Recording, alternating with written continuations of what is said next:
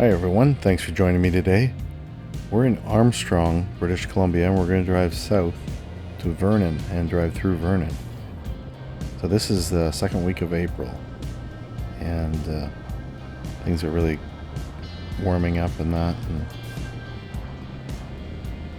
And there's not a lot of traffic yet because hasn't been any holiday traffic, that sort of thing.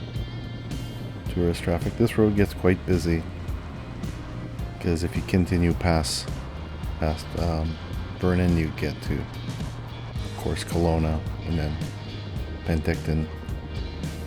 So it's quite busy, this road. So this is Highway 97A, and this will change to Highway 97 just before Vernon. Highway 97 carries on towards Kamloops. And then this road, if you were to go the opposite direction here, you'll head towards Sycamoose or Salmon Arm, depending on which road you take.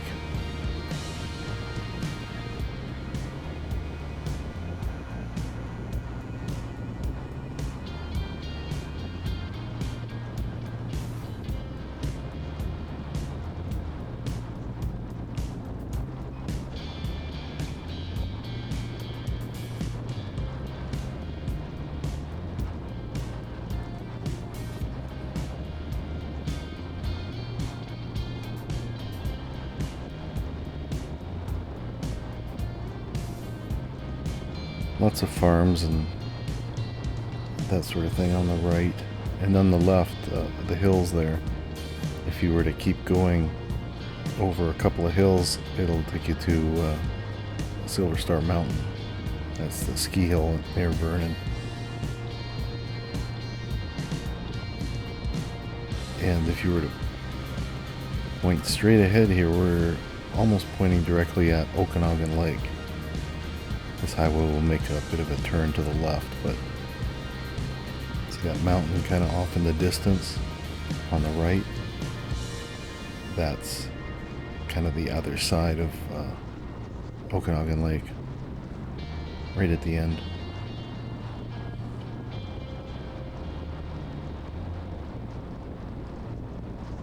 We'll be coming back on a future video. We'll be coming along there, along Okanagan Lake, kind of close to where that mountain is.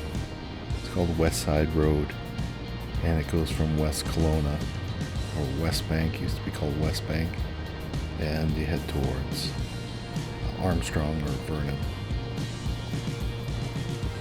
Really nice drive this time of year. Today I'm pulling a trailer, actually.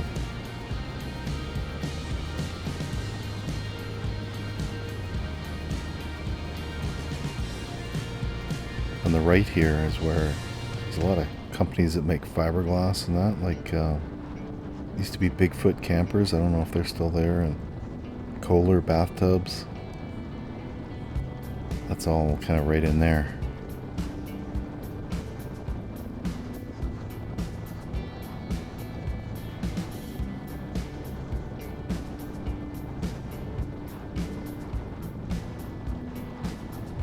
And there's a big sawmill here on the right.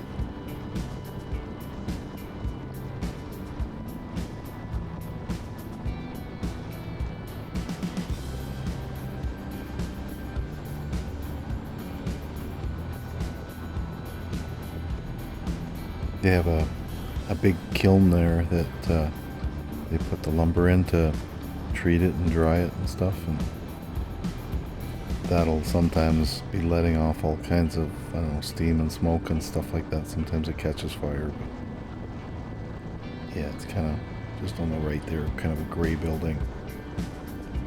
But you drive through here and it'll just be all kinds of clouds of stuff coming out of there, but I think a lot of it's steam. But you can smell the burn, some like burnt wood sometimes, so I think it kind of catches fire too. But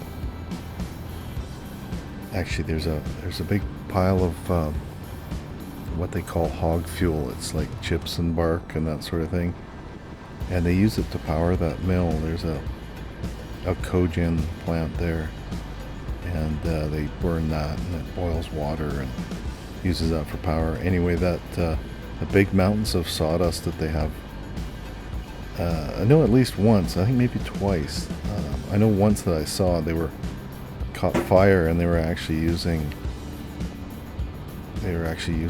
water bombers and actually fire retardant bombers. So they has that red colored retardant, and they were dropping it around the buildings and across the highway because it was getting quite big. So they closed this highway down, and sometimes it gets so dry here that this stuff will catch fire real quick, but you know, kind of exposed out in the open here, and there's a lot of sun in the summertime. Anyway, that was interesting.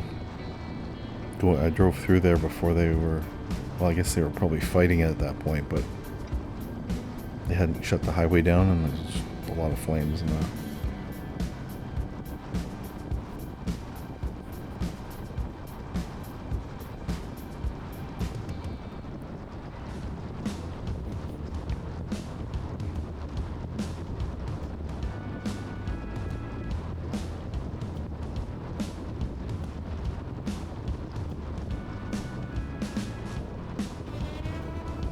Sometimes when you're driving straight here, at this point, you'll see these planes kind of off in the distance, but they're quite big, but they kind of look a little erratic, like a little different. But what they are is they're big model planes, gas-powered model airplanes. There's a airport for that, just kind of on the right, where they have a runway and everything, but they're quite big. Like some of them are, I don't know, 6 or 7 feet wide kind of thing. Like on the wingspan is like pretty big, but you'll see them doing tricks and loops, and as you're driving along there, kind of for a second you think it's a real plane.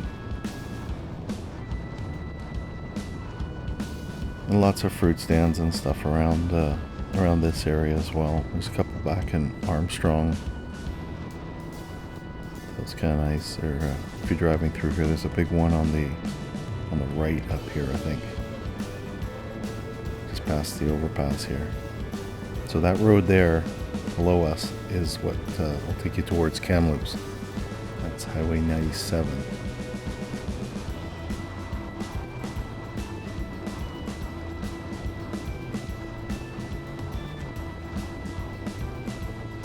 Yeah, so just right here on the right, there's big fruit stand, and I don't know, might sell stuff like garden center type stuff too, I don't know, but it's really busy in the summer. Gotta watch a lot of people turning left here, cross right in front of the traffic, and there's always accidents right there. Little lake on the right, that's called Swan Lake. It's quite shallow, but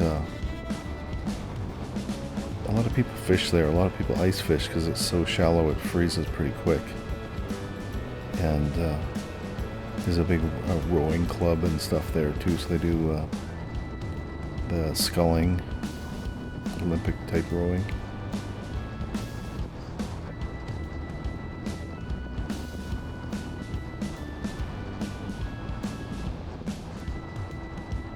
Super nice day for a drive though.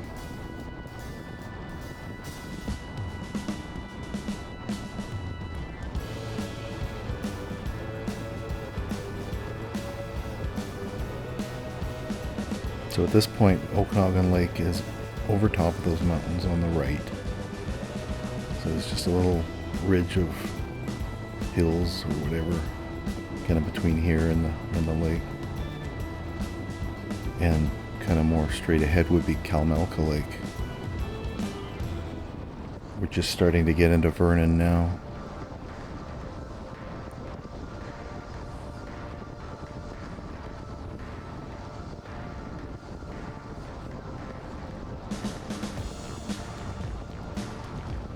There's a big, well, it used to be an army camp. They refer to it as a cadet camp now. But going back even before World War I, there was a kind of a camp or base or whatever here. And so on the right, the hills there on the right, the other side of the lake, was one of several kind of firing ranges they had here. So they were firing mortars and different kinds of bombs and stuff like that. So if you're hiking in a few specific places in the Vernon area, there's sometimes a chance that you'll find something coming up in the springtime when everything's thawing, and that kind of pushes up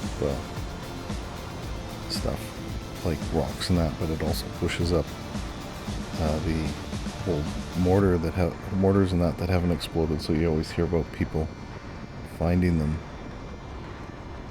So over there, and also at probably one of the most popular beaches in the Okanagan, at Calmelk Lake there, Cal Park, I think it's called. That beach there used to be a test range as well. So they used to fire them, I guess, into the water or into the beach there. And it was more common back in the 70s and 80s and stuff like that, but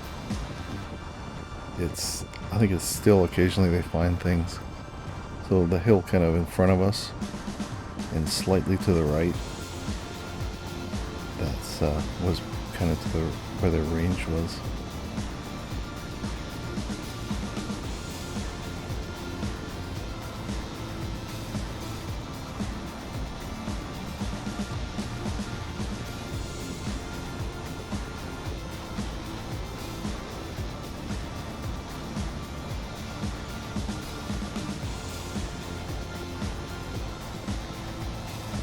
Kind of straight ahead there on the right.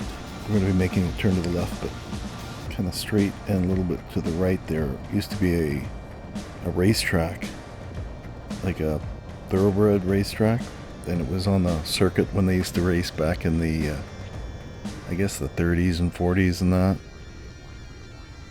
And the same kind of thing that you see down in Vancouver. It was like there was a circuit that they used to do that.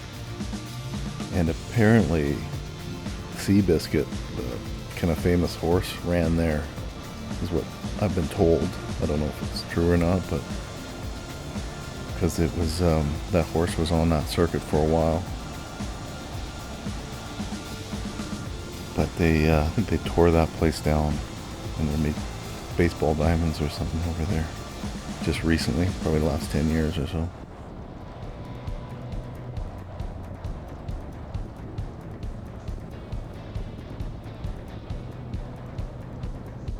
Kin Racetrack, I think that's what it was called.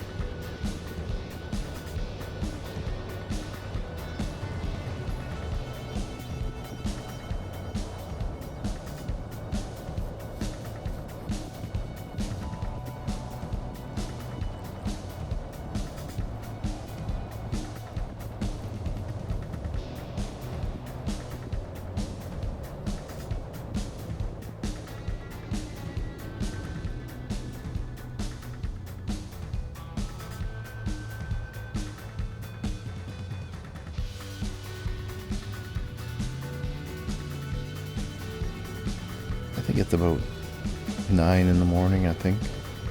Something like that. 9 or 10.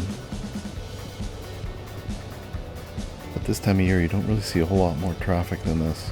Maybe a bit more in the afternoon.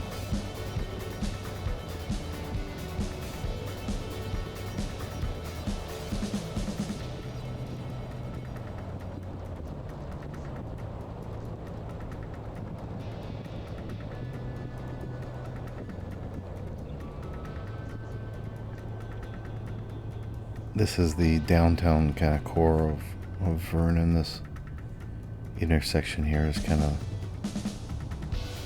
the old kind of main street kind of thing there, heading the other direction, like sideways to us here.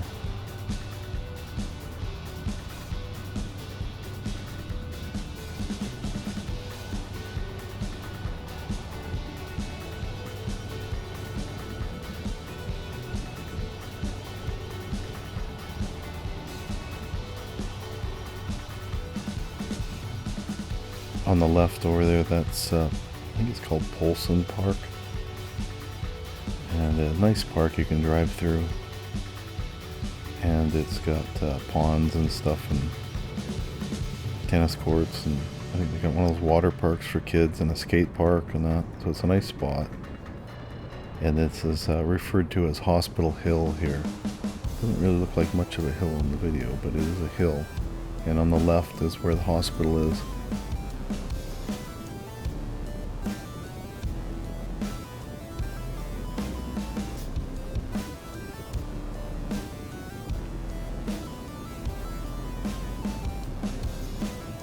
So this is pretty much the end of Vernon. We'll go a little bit further and there'll be the cadet camp, and then that's it. Anyway, if you like this kind of thing, think about subscribing. Always appreciate a like if you give that, and thanks for watching, and I'll catch you in the next one.